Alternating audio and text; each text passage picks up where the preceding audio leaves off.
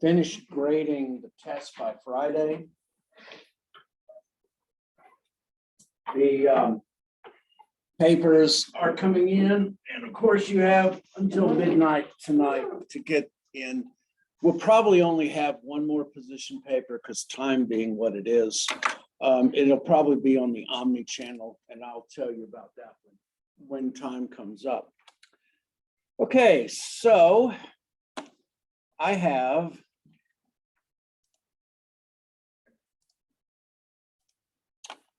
a little commercial that came out for Walmart. This was like, well, it says 2019.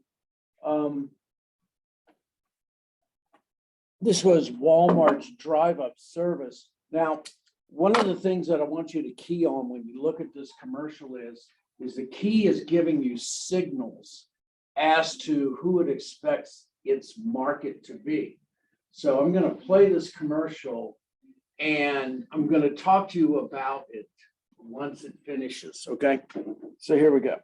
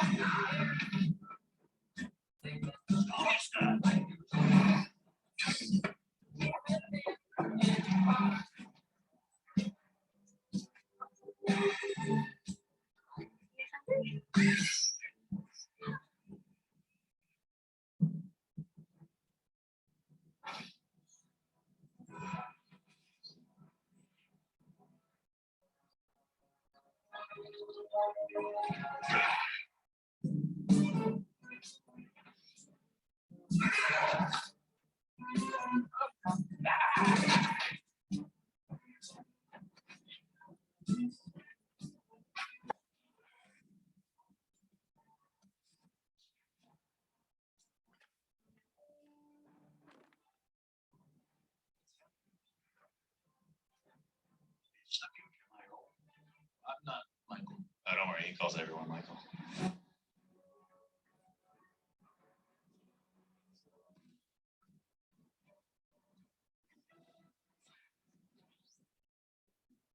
Oh, just to show you something. There's a little Easter egg in here you may not know about. That is Sam Walton's original truck. Okay, that's the truck that he started Walmart with in 1963. So kind of a cool thing putting that in here. Okay, so just to go through this, anybody recognize the song, by the way? Song is called Cars. It's by Gary Newman. And it's significant that they use that song, Cars. And I also wanted you to kind of think of the icons or the items of that they show in here. Can you tell me what era? 80s and even into the 90s, correct? Because you had the Jurassic Park in there as well. This commercial is signaling to individuals who exactly it is trying to hit with this commercial.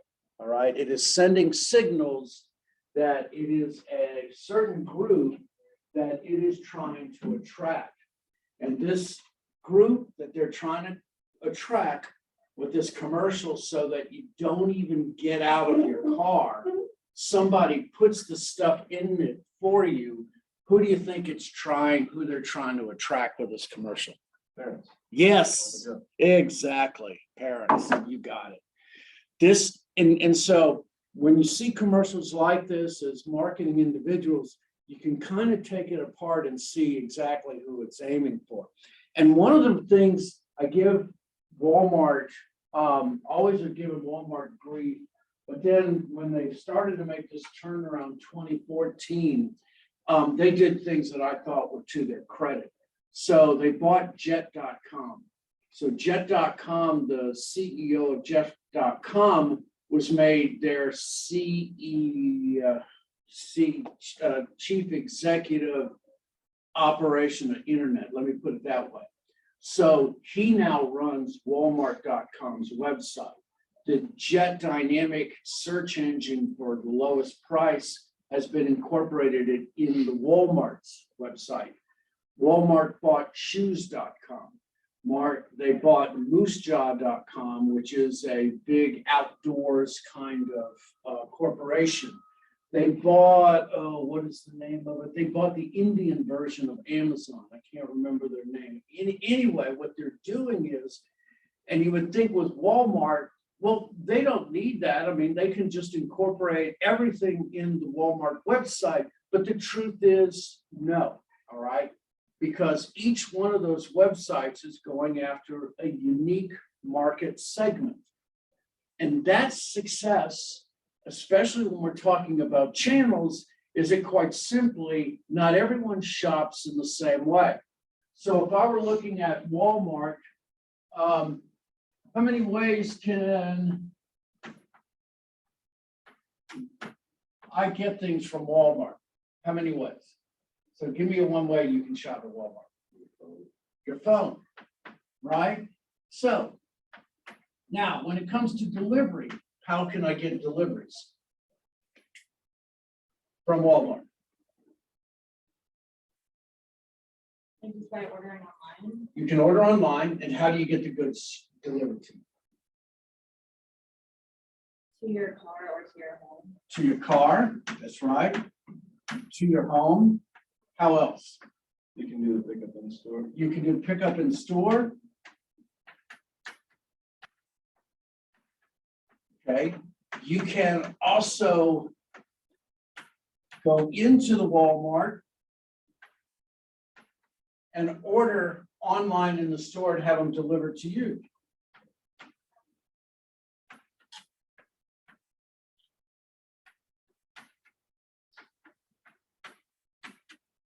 Now, one of the things that I'm trying to make a point with all of this is that each one of these is a different, unique market segment or marketing segment. Each one of these groups usually signifies a different individual. And what Walmart is doing is they're actually chasing not just the same market with different channels, they're chasing unique individuals who are attracted to that particular way of doing business. It's kind of interesting because when online started really gaining in 2018 and 2019, there was a huge fear that we had seen the end of retailing forever. Well, Jag Chef, who's a marketing guru, says that marketing is context driven. And the context as it changes, we need to change as marketers. We started to see something else that was unique, and it was this, okay? And it's either pronounced BOPIS or BOP, and it stands for buy online, pick up in store. Now, it seems kind of absurd if you'd want to buy online that you'd actually go in the store because it seems like it adds more. But the truth is that it actually doesn't. It's more efficient for consumers, especially if it's a particular item that they want to buy, but they want to go ahead and pick it up in person for whatever reason. So one of the things about BOPIS or BOP or whichever one you want to say is that it's more expensive to the retail establishment because it requires one individual to go out, pull those goods off the shelf, and then put it away so that you can come get it. So you actually reduce the profit by about 15% when you do that. So what stores have finally figured out is there's a clever way to make more money on this, because if they're coming in the store to pick this up, maybe there's a chance that they'll buy more. And so what you see stores doing is when they do this pick up in store thing, they're handing consumers a coupon for another 10% off. And so if they come in and buy one thing, there's a very good opportunity that they'll go buy more. And so what this basically is kind of a dovetail into this particular chapter is the fact is that channels, just like any of the other 4 Ps, is subject to market segmentation, but it is a segmentation about not what computers or consumers buy and not why they buy it, but basically how they buy it. And this is the venue of where this particular chapter is. And it leads us into talking about market segmentation by channels.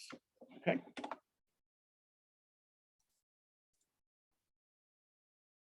All right.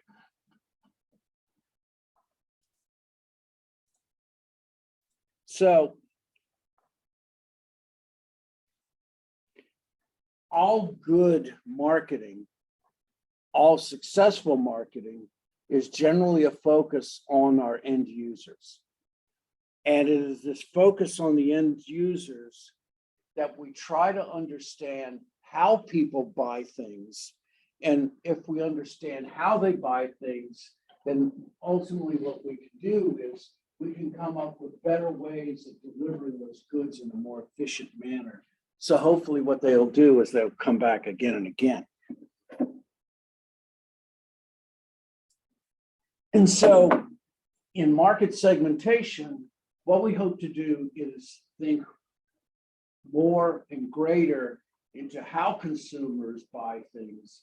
And hopefully what we can do is when we define those particular segments, what we can do is find bundles of services that will increase or enhance the consumer's experience, and hopefully they'll buy again and again. Walmart, to their credit, has found a way to be able to keep up with Amazon in this way, so much so that Amazon is now trying to buy into stores. Now, I've heard the rumor is that they're trying to buy into, what was it? Kohl's.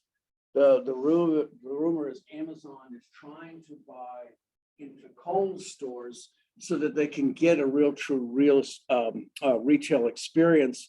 They bought Whole Foods, and it has been bad deals, especially because quite simply, the corporate culture in Whole Foods is not that same one as in Amazon. It's an entirely different culture clash. It hadn't worked out for Amazon, which is good. Maybe they needed to change a little bit. I think so. Okay, so how we go about defining how consumers buy their goods ultimately is how we go about manipulating our goods so that they can be of greater satisfaction to consumers. And so we may have talked about these service outputs before, but now I'm going to talk about them in a different way. We're going to talk about how they enhance the consumer experience. So we're going to start all over again and talk about how consumers, or how we use these 6 service outputs to better segment our consumers. So the first is bulk breaking.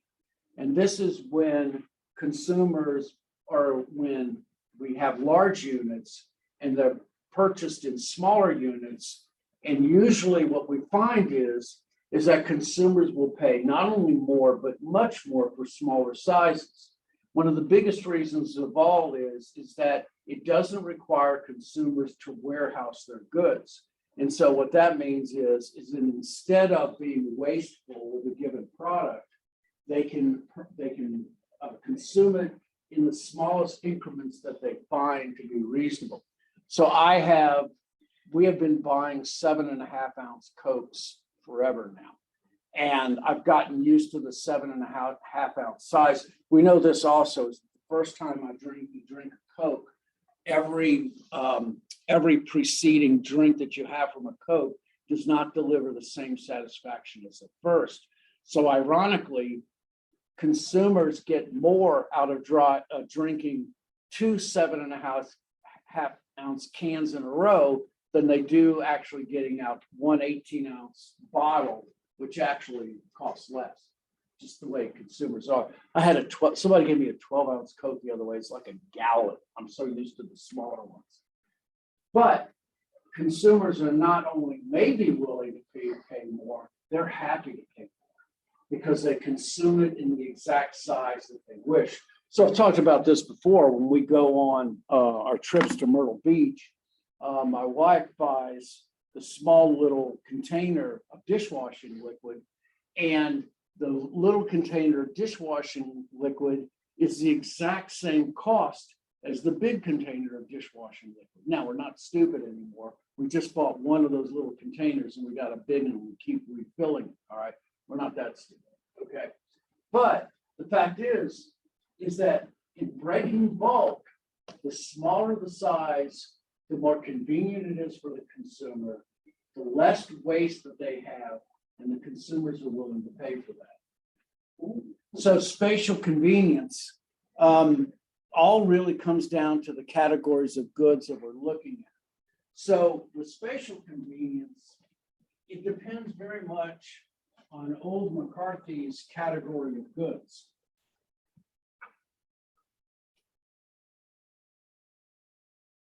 And so in 1923, McCarthy came up with convenience, shopping, and then specialty as classifications of goods. And of course, in the 70s, we came up with a fourth one, and it's called unsought goods. And this would include insurance, cemetery plots, those kind of things. And usually spatial convenience is more greatly wrapped up around items that are considered to be convenience goods than they would be any of the others. Because the truth is, with shopping goods, you're more than willing to go to more than one location to look at it. So what falls under convenience goods are those that are called impulse items, those that are called staples, and those items that are called emergency. For these three items, GENs, whatever, these three items, these are the particular classification when you reduce your transportation and service search costs, that these are the items that become the most desired. So in impulse items are those items that take very little cognitive processing in order to purchase. You see it, you buy it. Usually these items are also keyed by colors and shapes, so that once you see a given color, you're immediately reaching out to buy that particular item. Staples are those items that you consume every day. And so an example would be milk, bread, eggs, those kind of things. And once again, usually they require very little thought to buy them. Emergency goods are those particular items that need to be bought at a moment's notice, where very little thought is detailed in terms of trying to go shopping for them. An example is umbrellas or slippers, those kind of things. I actually went in a convenience store when I was on my way to see my dad last year. And of all things, it started to rain, and I ducked in a convenience store. Incredibly, they had umbrellas. I could not believe that. But it's clever. I mean, who knows how often they'll sell umbrellas, but when they're needed, they're needed. All right. I'm sorry. My mother in 2006, this was after Katrina, and she had gotten her Katrina, and she said, honey, I want you to know I bought a burial plot, so you don't have to worry about me. Like I said, thanks, Mom. And she said, oh, and I bought one for you and for Lynn and for Jewel, my brother and my sister. And I almost said something. And I thought, you know what? They gave her a lot of comfort to know that I have somewhere to go. And I said, thanks, Mom. Just what I needed there. Okay. So anyway, usually, especially with spatial convenience, it's usually wrapped around those particular items. Now, they can mean more for shopping goods and specialty goods, but not so much. They mean a lot more for specialty or shopping goods if spatially there is more than one what's the word I want to say? Retail establishment near each other. There's a reason why automobile dealerships are around the same location. They need each other to survive. And so those are shopping goods because they require a lot of cognitive processing. But in order to make it easier for everyone, you find that they cluster around together and are much more desired that way. Okay? So bulk braking, spatial convenience.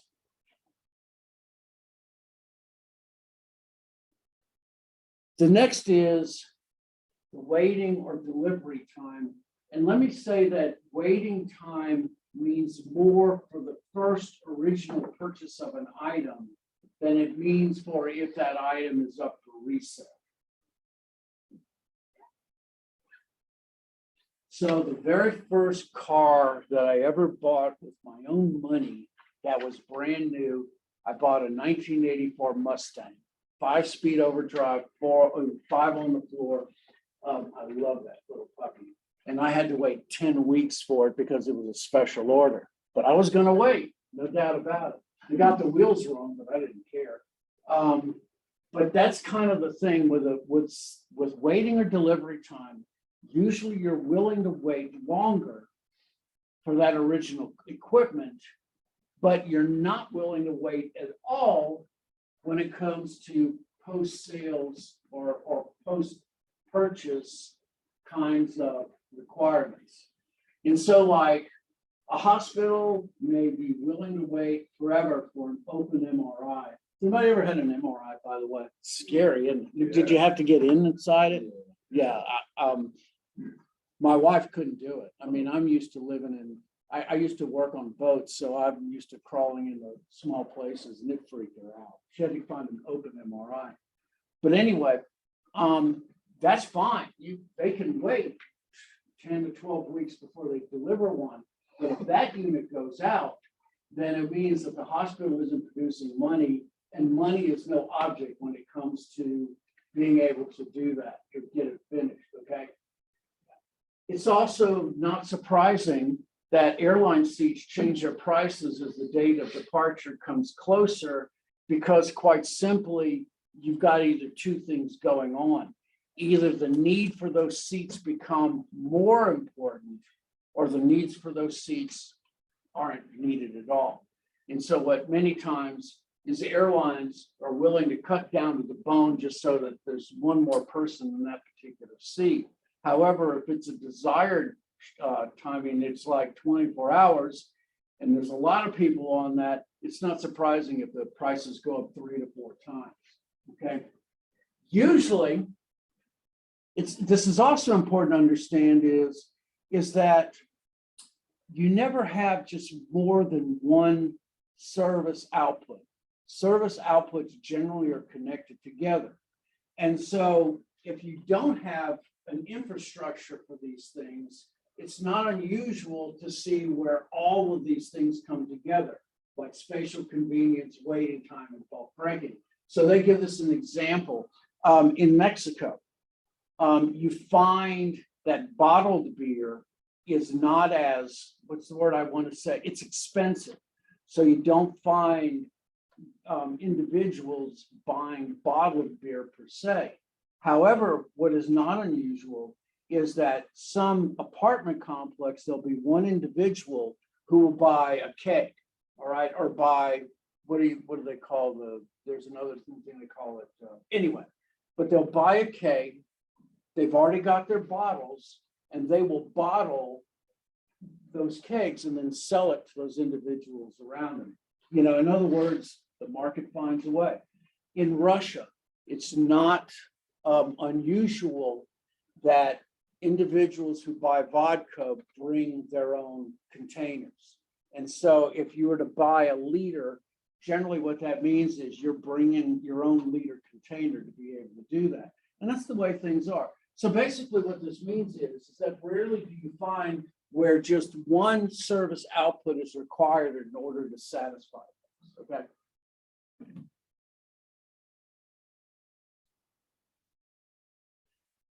So we've talked about product variety more than once. And once again, we're going to step into this again. Because variety and assortment are strategically important to all kinds of retail establishments. And your variety and your assortment are part of your business plan itself. So greater variety costs more, but not necessarily so. So when Amazon came out, it's funny because Amazon started in 1996 as a book deal. But as the infrastructure built in Amazon, it became something to be thought of because there's an old business model that talks about, can you have 1 million items, but only one of every item? And so the old saying was, could you make an ocean 1,000 miles wide and 1 inch deep? And theoretically, it's difficult because quite simply to keep that broad of assortment in different warehouses seems theoretically impossible. But Amazon was able to do that by being able to create a very sophisticated storage structure and have all these marketplaces built on it, okay? So it's interesting to look at one of the fastest growing of all retail establishments, which are the Dollar Generals, flip the model entirely. And what Dollar General does is they have about 80% of all the items that you'd find in a Walmart, but they have very little assortment. So you have a reasonably fair amount of size. There's about 2,000 square feet, maybe 3,000 in a Dollar General, depending on the size. And they have a little bit of most category stuff and varieties, but they have very little depth in terms of the assortment. Okay, so remember, variety is width, all right? Variety is width. Number of different items you have in the store. Okay. So when you're looking at bread, soup, okay, oh gosh, cereal, that would be the width, all right? And the assortment is the depth. How deep is it? So how many different kinds of cereals they have, how many different kinds of breads they have, how many kinds of soups that they have. That's the differences between the two. And where Dollar General makes its money is it makes its money by providing width, but not necessarily that much depth. So if you're looking at it, you would go from Dollar General, then you would go to Walmart, because they have a little bit, where they have a lot more assortment, a little more depth, but ultimately the greatest depth goes for the general supermarket. And this is where you would have a Publix or you have a Harris Teeter, those kind of things. But also realize this is that while their assortment may be deeper, their variety isn't as deep as a Walmart because they don't carry all the other items that Walmart does. All of these things are kind of a choice. It's, it's as important to understand which items you have is as much how many. So they talk about JCPenney, and JCPenney tried to shift their products so that they appeal to younger users. But the problem with JCPenney also is they left that market that they had behind. Their market tended to be professional women from the ages of 30 to 50, making anywhere from $65,000 to $250,000 a year. When they tried to go younger, the difference is instead of maintaining the variety that they had and adding on, they limited their variety and ultimately cut off that large market that they already had. So I think I've talked about Hot Topic here before. Hot Topic is very unique because they're one of the few brands that actually make money off of a fad. So generally when you develop something, it takes anywhere from 3 to 6 months to do it. Hot Topic, from the moment that they put a pen and start putting these things together to the point of actually producing and coming up with working models, it's anywhere from 2 to 4 weeks. And it's amazing how quickly they do it. But also Hot Topic goes to a much younger group, under 30, certainly. And so their market is much more willing to be, move as quickly as they do. And so product and variety, your which is as important as your how many. And because you're searching in your which to find particular things, especially if it's a niche market, this is why you go to shoes.com and buy your shoes versus going to Walmart, even though they might be the same shoe. All right, because you consider them to be experts. I think I've talked about this before. Nike is kind of an interesting case for this because I talk about marketing strategy in my graduate classes. And Nike, I'll say, like, where do their factories located? And it's a trick question because Nike owns no factories whatsoever in the world. Nike's core competency, or everything that they are in their which, is all about foot apparel and fashion apparel and sports. And whenever they make something, what they do is they go out and bid to the factories wherever they are. They bid to American factories if they can make them for that less expensive. But they do one thing that's pretty cool. They allow the factory, if it's a particular brand they're making, so let's say they run 100,000 shoes, they will allow them to make 10,000 more of that shoe if they give them a break in the price. And guess what happens? Those 10,000 shoes get bought by Walmart, and Walmart puts a different logo on that versus Nike. So many of the times the shoes in Walmart are actually Nike or Adidas brands that they just remove the labels from. So kind of interesting. So I've talked about customer service many times, and customer service is one of those big ifs that allow you to separate yourselves from just those corporations where you generally buy normal or everyday things. Customer service is all aspects of the shopping and purchasing process from beginning to end. And it's the same whether it's commercial suppliers or retailers. The general rule of thumb is the greater the customer service, the more profits. Walmart recognized that they had extremely poor customer service, and they decided to do something about it. Walmart's satisfaction in 2018 went from 71% to 81%, and they did one thing.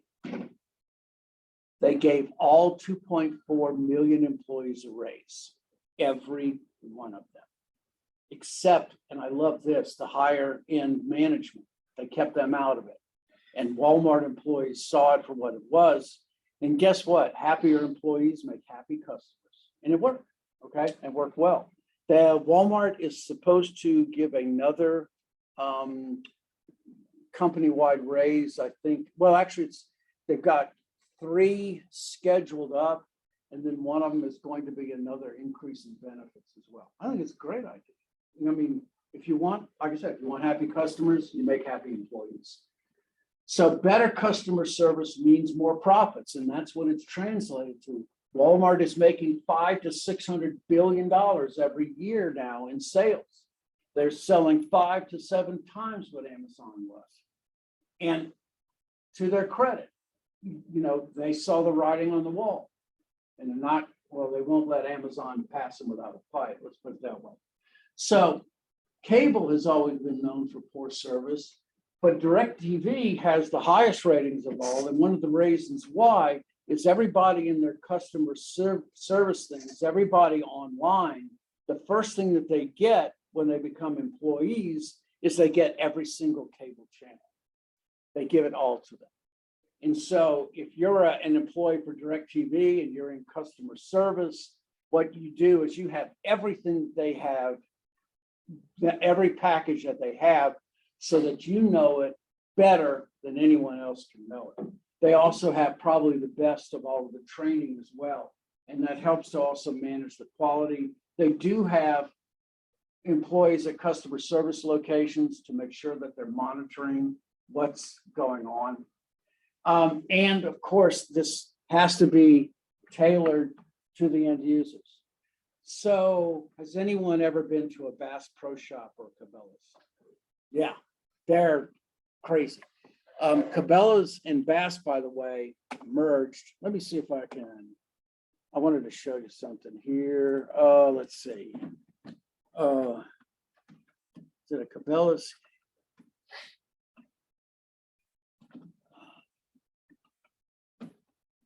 So there it is. Let's see if I can find. Let me see. Okay, so here it is. This is the Bass Pro Shop, the Cabela's in Baton Rouge. And what I wanted to show you was, let's see. Let me do it this way. There's a better way of doing this.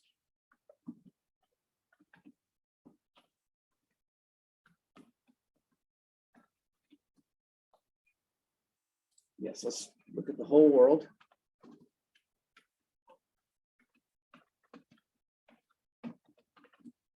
Because I wanted to show you pictures of this. So let's see. Let's see if they show the whole thing. Okay, I'm back to the same pictures. Never mind. So what I wanted to show you here, more than anything else, let's see if they've got pictures of it, is not only everything else that you see in the store, which is crazy enough, but when they built Cabela's in Baton Rouge, they built a 3-acre lake right next to Cabela's. So what does it mean? It means that if you want to buy a bass boat and you're in Baton Rouge, you can actually get in the bass boat yourself and ride it around the little lake that they have out in front of it. That's how insane it is, all right? They understand the consumer experience. They also understand that men in general are not, let's just say, dedicated shoppers. It's not necessarily something that they do. However, they have found a way to make shopping appealing, and men generally bring in children and family and all of that stuff at the same time. And so it's been a very, very successful thing. You can go into a Cabela's. Another thing that they will do is they will show off how to do things. So I've actually seen this. They have a clear tank, all right? A clear tank that's 12 feet high. It's like they wheel it in, they bring it in the floor, and it's stuffed with bass. And they'll show you how to cast. They'll show you what the bass looks like when he hooks it. You can actually reel it in. It's crazy, all right? And it works, and it's great. I mean, and just think about how big this place is, and just think about how much income they have to generate in order to do it right. And they're wildly successful at it, all right? So Cabela's just basically goes on forever and ever, if you notice. I forget how many thousands of square feet are in it, but it is something to be amazed at, okay? Yeah, just great. Yeah, so these are the tanks where they are. Gosh, I was hoping to find the lake. Okay, doesn't matter anyway. Yeah, you could. I could do that. You're right. Let's see. Where's my satellite? Is that? That's gotta be it, right? Let's see, right there. Oh, I gotta have. Oh, forget it. All right. Doesn't matter, but you kind of get the idea of what it's like. It's insane. It's great, and it works. It's wildly successful. Okay. So another thing about the whole part of customer service, about being tailored to the end user. I have a friend of mine who is a 6-figure income, and he's a tailor. All right, so he makes tailored suits. It's something that he did when he worked in high school. He worked in New Orleans and worked downtown at M. Salome's, I think it was. And now he just does it on his own, and he goes to individuals and gets them there, okay? And he does the tailoring at their locations versus them people coming to him. So I asked him what his success was, and he says, I get their pants on. And I went, excuse me. He said, well, the first thing that he always says is, why don't you try those on? And that's his kind of line. And he did say one other thing for all of you, just a thought. If your parents ever ask you what you want for graduation, ask for a tailored suit, a good tailored suit. Everybody in their life, at least once in their lifetime, needs to wear something that was only designed for them, all right? So a good tailored suit, trust me, you'll look like a million. The last is information sharing. And information sharing, and I've said this over and over again, information sharing may be the most important of all of the service outputs they get. Because if you educate the end users, both before and after the sale, you reduce the post-purchase evaluation dissonance with just that one single blow. If a consumer has no surprises ultimately about what they purchase, then they're going to be much happier about what they ultimately buy. And of course, if you're like me, you know, like in the computer industry, you'll spend hours and hours going over this stuff. So I bought my my car, I bought it online, and it took me, I would say 4.5, 5 months, because I obsessed over the details. I looked over and over at the items that I wanted. And I had already made the choice, which in other words, to me, the most important thing about purchasing is to make the choice about purchasing to begin with. I don't impulse buy when it comes to something important, but I spent a lot of time looking at the specs, and ultimately the specs told me what I was looking for, what I desired. And so that's how I went about buying mine. Now, you also find this, is that sometimes when consumers are not exactly sure of what they want, sometimes it's good to just demonstrate what you have. And this is the concept of what's known as solutions retailing.